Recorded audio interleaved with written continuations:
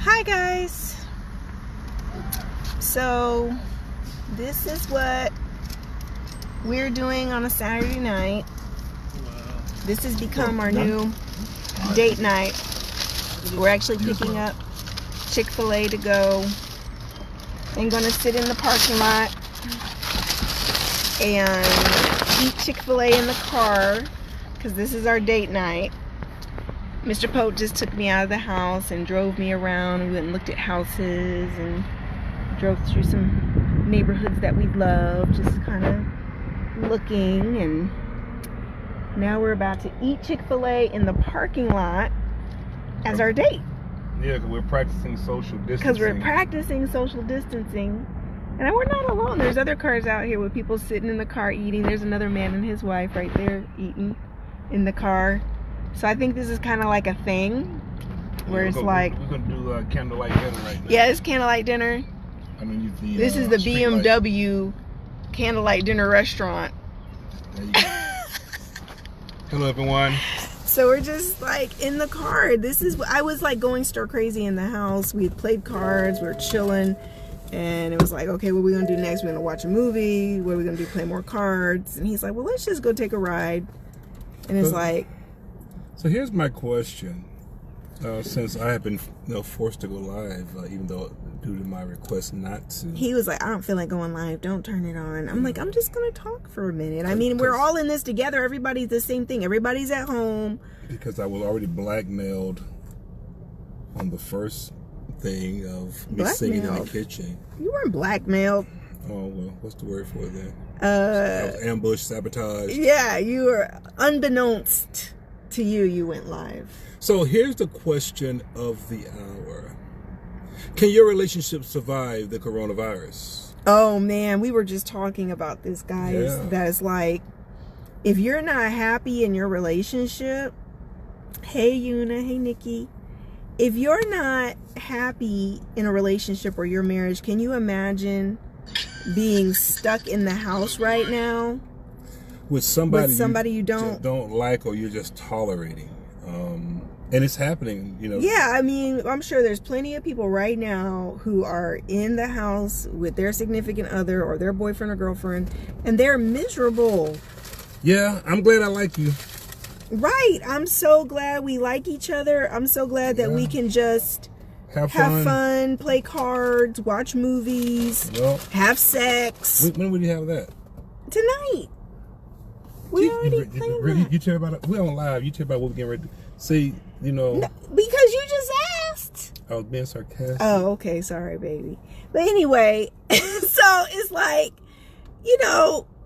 but imagine if you're stuck in this situation with someone you're really not happy with. I mean, I don't know, guys. I think this type of situation... He do be cheating at cards, Renee. But you know what? He's gotten good, girl. He's starting to beat me for real now, without any cheating. His card game is improved, you guys. It really has. I just took the hater. Yeah, he got some strategy now. I have to actually bring my A game every time I play him. I think Renee is jealous because that's okay, Renee. But no. So it's like... The twins got a birthday this week, right? They do. So tell the twins we said happy 8th birthday. Is it 8 years old now? It's 8. They're 8. Wow. Happy birthday to the babies. So, can your relationship, can it sustain through this coronavirus? Because there's now a shelter in place for pretty much the whole state of Georgia almost. And that means that you have to learn either to like or love the one you're with, or you're going to stay in other rooms. And either two things are going to happen in this virus pandemic. Number one, divorces are going to go up. Number two, the hospital will be filled with babies 9 months from now. Mm-hmm. Because this right here... Yeah, you're going to have divorce. But no, I just read an article that said in one day up in Ohio, the police have been called out for like 50 domestic violence situations just this past week. Like in one day, in one city, 50 domestic violence police calls because people are being forced to be around each other. And you're talking about abusive situations. You're talking about, situations with people where they're not happy, they're not, it's, you guys stop and think of for a second about how busy people's lives are and how your home situation may not be great, but yet you're just working every day, taking care of kids, paying bills, and you just bypassing each other or just ignoring each other or just getting by. But then all of a sudden, you're forced into close proximity with someone. Selena said, we good, right, Selena? Yeah, because now you're forced to have those hard conversations. You're forced to deal with reality. Or people drinking. They get in the house, they're drinking. Yeah. And so I'm grateful that, it's times like these that you learn to appreciate love. You learn to appreciate your partner. You learn to appreciate just simplicity. That's because right. if you notice right now, everything has been taken away. So you can't go on a vacation to say, oh, I love you. You can't go, you can barely go to the grocery store now. So it boils down to is... Lisa said, this is when you find out where your relationship really stands. Lisa, and that's the truth. Either you have it or you don't. And this is trying times. And it's, unfortunately, it's going to shape how things are moving forward. We're seeing a lot of people struggle. And I'm just grateful that if, and I'm considered an essential worker, so I still have to go to work every day. But if I didn't, I wouldn't have a problem being shut in with my wife. But there are some people who wish they could go to work, who wish they can get out, and they're forced to stay in. And so, if your relationship is struggling, if you're finding yourself right now, at wit's end, it's the small things that helps keep the relationship alive. Lisa said, not having anyone at this time is very difficult. I agree, Lisa. It's hard to be single and not have someone during a time like this. But just imagine if you were with the wrong person. Yes. If you had settled for something that wasn't God's best for you and wasn't purposeful and wasn't your best friend, where you didn't have peace and have, an easy flow and connection with someone, and we've all been there, you guys. Everybody's been there, to where you've been in something that's not so great. And just be grateful you're not there anymore, Lisa, because that would be even worse. Eunice says, I'm enjoying being single. Eunice says, yeah, that would be worse. It's hard to be alone, but it's really hard to be with somebody and things are not cool. Yep, hang in there, Lisa. And imagine being with someone, because here's the thing, this is not something that you can do, quote unquote, to not get coronavirus. I mean, all of us are subject to it. All of us can get it. But if you're enjoying life, and doing what you're supposed to do, meaning wash your hands and being mindful of the social distancing and, all of that stuff. Join us in the morning for worship, because in the morning you don't have to be next to us. You can just click your button and we'll be, live. But the problem now is this: a lot of unhappy people are finding themselves more unhappy because they depended on someone to make them happy. Yeah. And it's in times like this that you realize nobody can make you happy. You're responsible for your own happiness.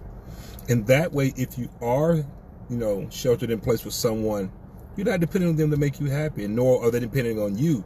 But then together, you're both happy because you're doing the simple things. As I said earlier, where we are now, simplicity, you're finding how you took toilet paper, for granted. You took, just being able to go to any restaurant when you wanted to for granted. Going to the park, they have all the stuff in the park wrapped up, and so we're dealing with a life of simplicity now, in a technology, time, and so many people are struggling. Some of you may be without jobs. That's another struggle. Yeah. You may be, not having much food. That's a struggle. You got kids that are at home now, and you got to help them with schoolwork. Where it's a lot. It is, and it's enough to make you go crazy. My wife, who works every day from home, is now struggling because I got to get out of here. I'm having corona cabin fever. Yeah, and that's why we're out here sitting in the parking lot talking to you. That's why we're having date night in the parking lot, y'all. But catch it though. You have to do the things to keep your relationship alive, and that means sitting in the parking lot on the date night during the coronavirus pandemic, a few hours before curfew, enjoying Chick-fil-A. Yeah, we have curfew now. You guys got curfew? You do what you have to do. Do you guys have curfew where you're at? We have, is it all of Georgia or is it Cobb County? Cobb County, DeKalb County, Rockdale County, Gwinnett County. We have curfew now, guys. You have to be in the house by 9 o'clock. There's a curfew. So they're literally shutting everything down, guys. So, you know, it's just, it's definitely one of these times where it's like, you're going to have to evaluate your life. You're going to have to evaluate your relationships, your own, you know, happiness. Chantel says not yet. She's in Portland, Oregon. And Chantel, I agree with you about people who are in domestic violence situations right now. These are the kind of situations, guys, where the things that you've been tolerating or the things that you have felt like you are, you know, you have put off or procrastinated about changing in your life or put off getting out of. These are the kind of times that are really going to make people do the things that they really have to do. Right. You know, in order to have a better life after this, you know. Lisa said, and now in Florida, yes, Lisa, that I don't know why they in Florida. They were down there on the beach. Anybody that has corona's coming to Florida, trying to get away from their city to your town, to your state. So you guys really be careful. Please be careful. There's so much going on. But let me end it with this, and I'm going to eat my food while it's hot because I did ask for it fresh, and then she mashed play, and then here we are. I'm sorry, baby. But I put a post up this week, and I want to touch on it real quick, that talked about buying a car. But I want to transform it to a relationship. Now, many people have the money for the down payment to get a car, and they can make the monthly payments on the car. But when something starts to tear up on that vehicle that calls for maintenance, they start to realize that sometimes the maintenance costs more than actually what you're paying per month on the car. In a relationship, you may can fake it enough to get a person. You know, you may be able to flashy enough and buy enough to get a person, but then you get them, and then you don't do the maintenance. Rebecca and I are right now at maintenance. This is maintenance, date night. We go to the movies, that's maintenance. We go to counselor, that's maintenance. Counselors need counselors themselves. We take vacations and downtime and make sure that we're not constantly just working. And that is maintenance for the relationship. Because as I stated, when the warning light comes on your car, that signifies that something needs attention. But when's the last time you paid attention to the warning light in your relationship?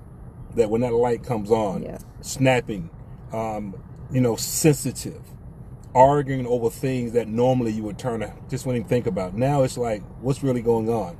Snappy, you know, short. That's signs that the relationship needs maintenance.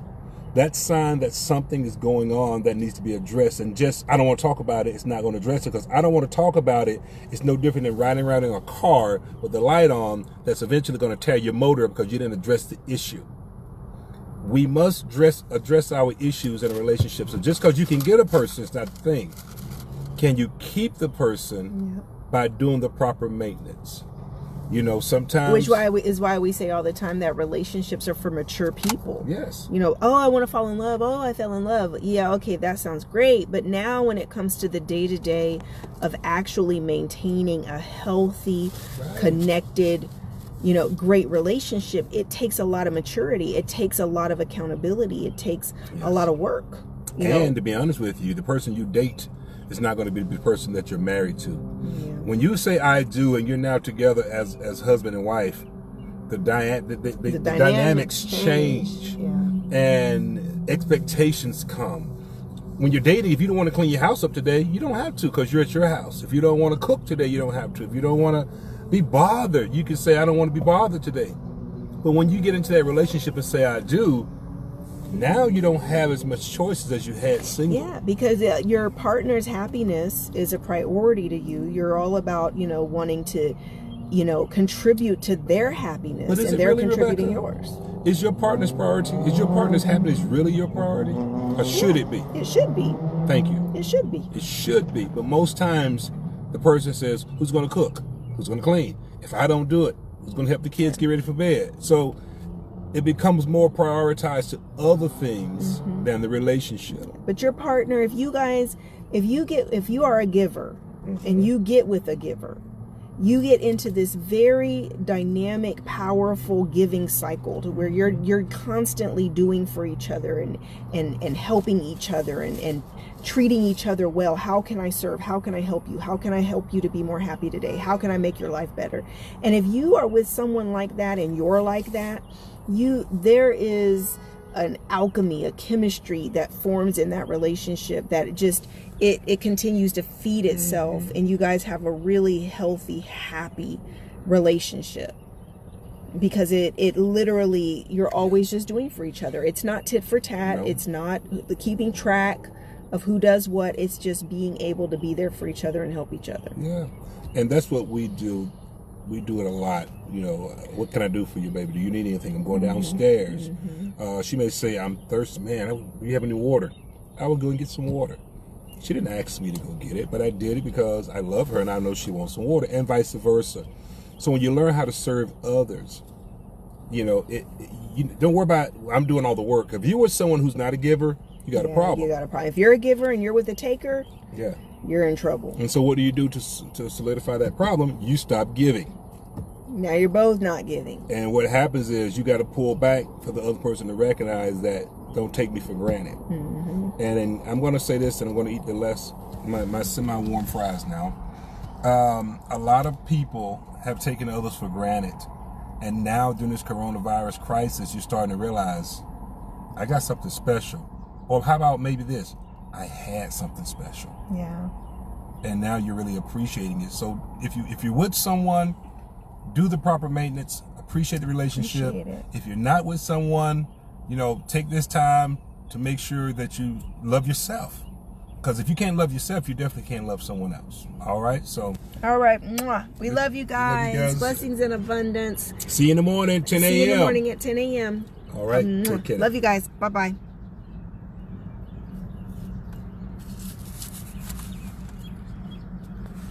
I'm trying to hit the finish button.